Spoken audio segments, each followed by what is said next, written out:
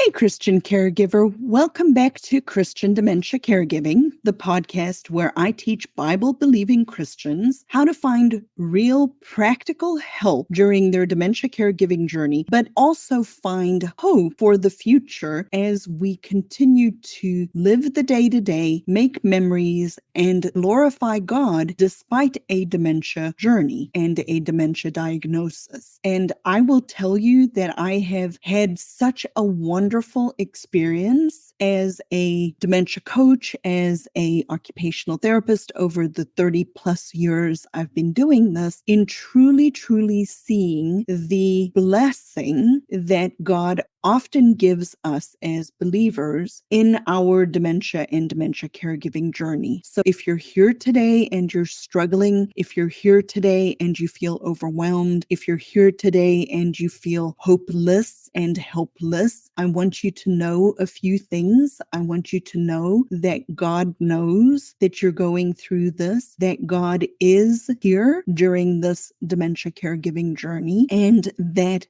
you can still navigate this particular season in your life with grace and hope and peace, and that you are not alone, dear Christian caregiver. You are not alone.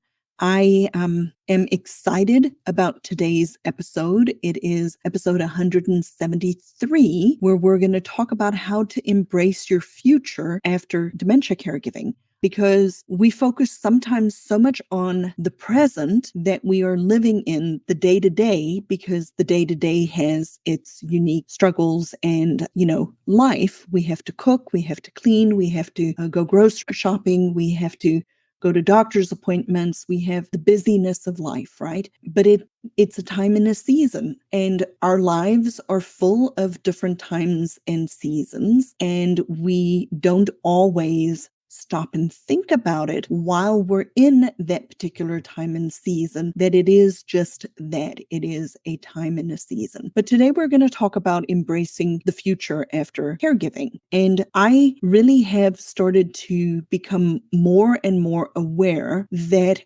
throughout working with people who are caregivers, like I said a minute ago, we are so focused on the here and now. We are so focused on the day-to-day. The day-to-day takes over. The day-to-day struggles, the day-to-day decisions, the day-to-day interactions that we are experiencing take over our caregiving lives. It takes over our life. And I want you to just think about different times, different seasons in your life where you had to think about your specific future. It could be when you were dating somebody or courting somebody and wanting to explore the possibility of getting married to that person. And you think about your future. You think about where you're going to live when you're pregnant. My neighbor right now, beautiful neighbor, is expecting her second baby, right? And been talking about names. We're looking to the future, what we're going to name our baby. My husband and I, 30 plus years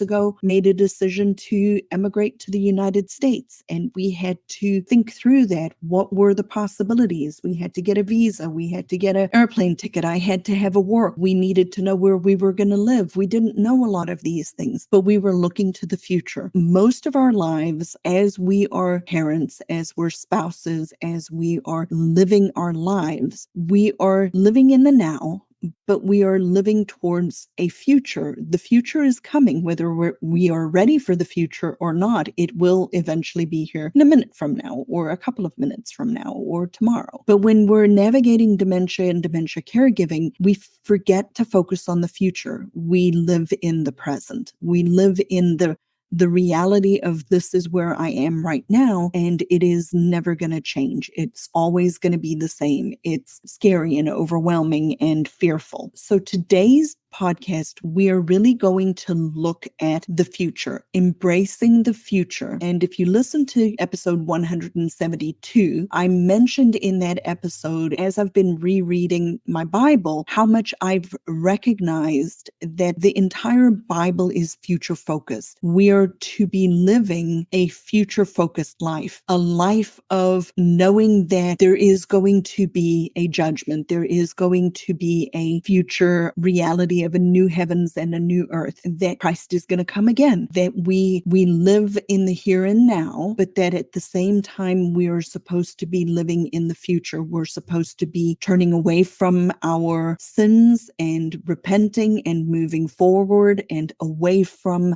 that to a better future. And so the first thing I want you to consider today is embracing a longer term mentality of caregiving. And what I mean by that is exactly that. We have to consider the fact that unless the Lord comes again, and unless the Lord takes you before the person that you're taking care of, you will have a future after being a caregiver. I mentioned this all the time, when I work with my clients, that as a child, we have an expectation, unless something happens outside of the ordinary. As a child, we have an expectation, unless something happens out of the ordinary, that our parent will pass away before us. As a spouse, when we get married, at some point or another, if you have any wisdom and have thought these things through, you will recognize that there is a very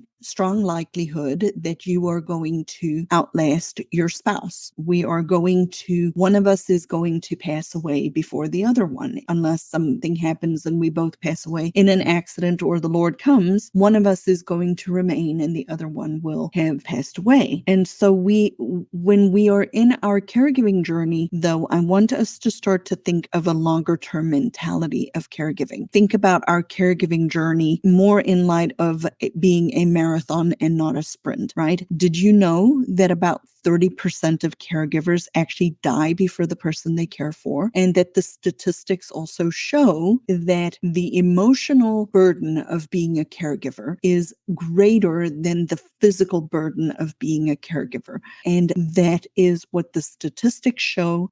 But the reality of the healthcare model is that the healthcare model teaches you the physical skills of caregiving. It does not teach you the emotional skills that you need in order to be an effective caregiver. And the emotional skills that you need in order to be an effective caregiver comes from considering the fact that there is a future after caregiving.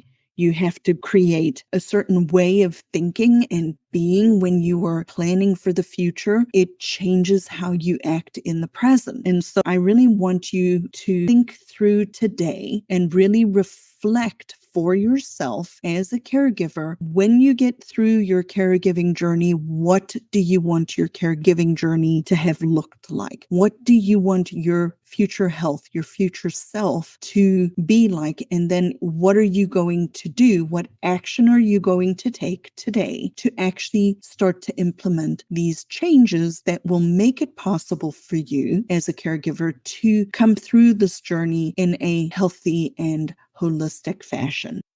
Are you feeling stressed as a Christian dementia caregiver? Let me help. I offer a monthly dementia care audit to one listener of this program to provide you with personalized but evidence-based strategies from a biblical perspective. We only have one session available each month. Don't miss this opportunity to make your dementia caregiving journey easier. Schedule your own dementia care audit today.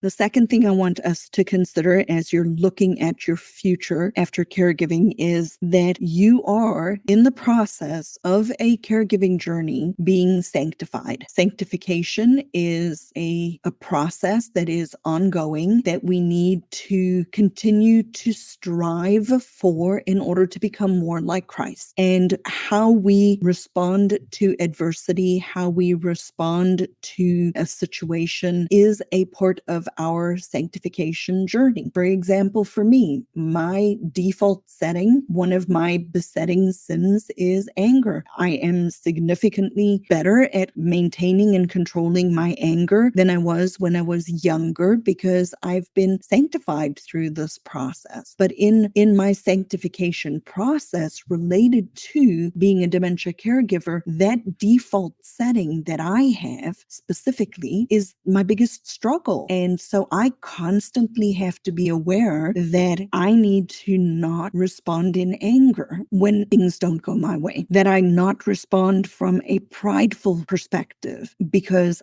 I didn't get what I felt like I needed. And so I want you to remember a good and holy God has decreed everything that shall come to pass, absolutely everything. And that despite everything that we feel right now, this process, this caregiving journey that we are on is for our good and for his glory, which means that when I remember that, not perfectly every single day, but when I remember that this particular struggle, whatever it might be, that I'm experiencing today related to my caregiving is also for my good and for his glory and for me to become more like Christ. It does remind me not to get as frustrated or as annoyed or as stressed out as I could become. Now, I'm not perfect. I do not do this perfectly. I have to work on this every single day. But this is how we work on being more like Christ, how we become more sanctified. And I want you to consider also today, if you are a Christian who does reflect on their own behavior, their own situation, their own experiences, you know that you can transform any experience you have been through by putting on your Christian worldview, your lens of looking at it from a big picture view, your lens of looking at this from a kingdom perspective and not from a here and now perspective. I will use my experience in boarding school as an example. It is an experience that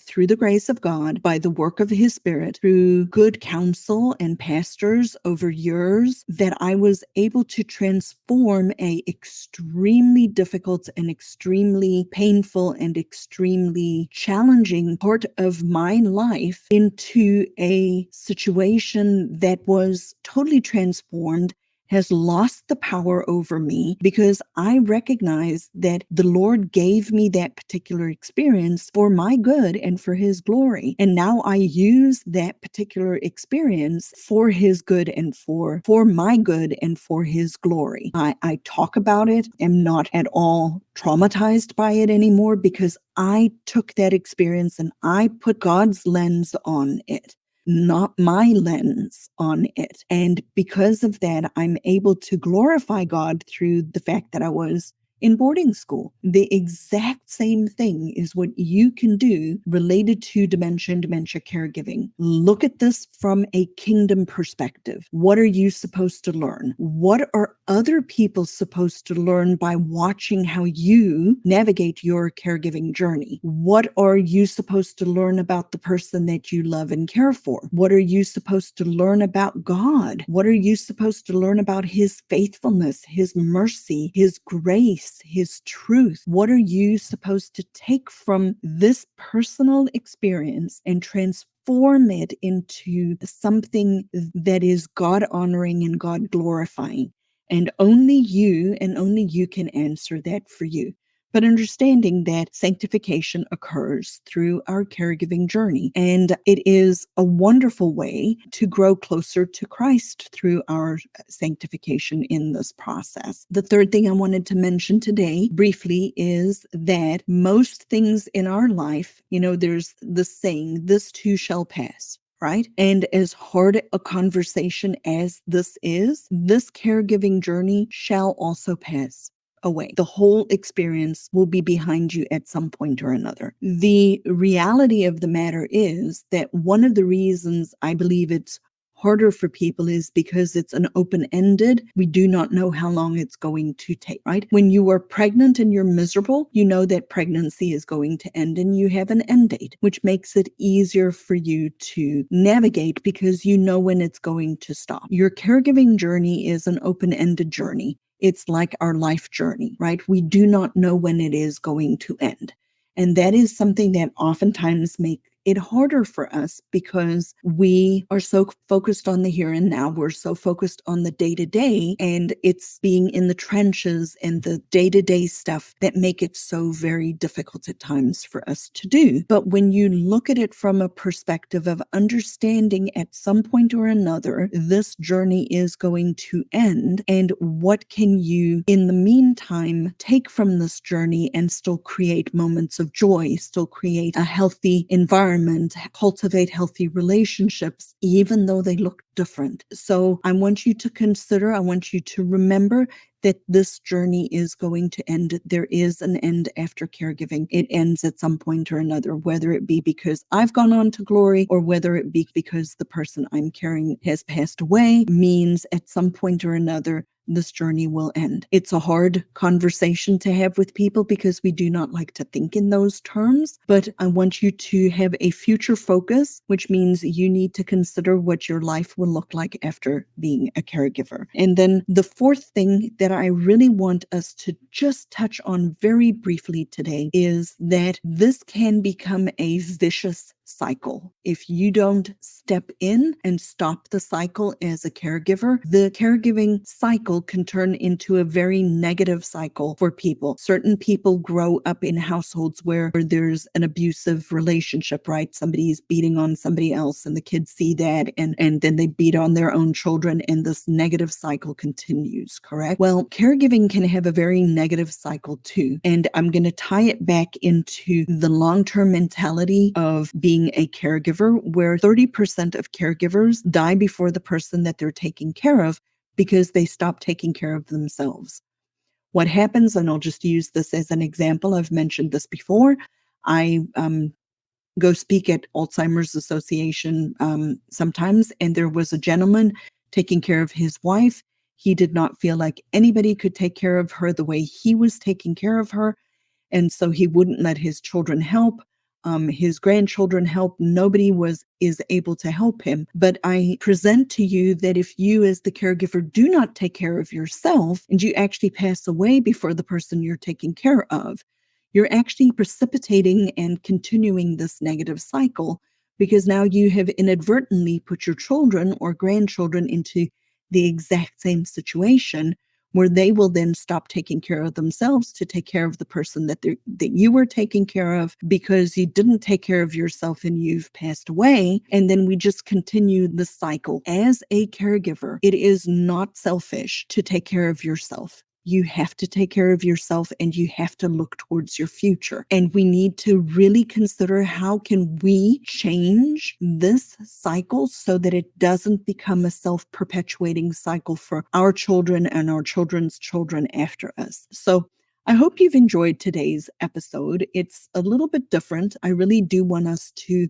consider what our future looks like. I'm not infallible. I definitely make mistakes related to this, but one change every day, take an action, continue to strive towards a better, healthier lifestyle as a caregiver. Put supports and structures in place around you. If you haven't yet considered joining me for a one-on-one call, where I will actually work with you in a 20 to 30 minute coaching opportunity that becomes a part of this podcast, you're welcome to sign up for one of those. I'm trying to do one a month. So far, it has been a little slow on people taking me up on this offer. I do want to gift this to you. So if you are open to having a 20 to 30 minute conversation specifically about how we can make your own dementia caregiving journey easier, message me the word audit, AUDIT,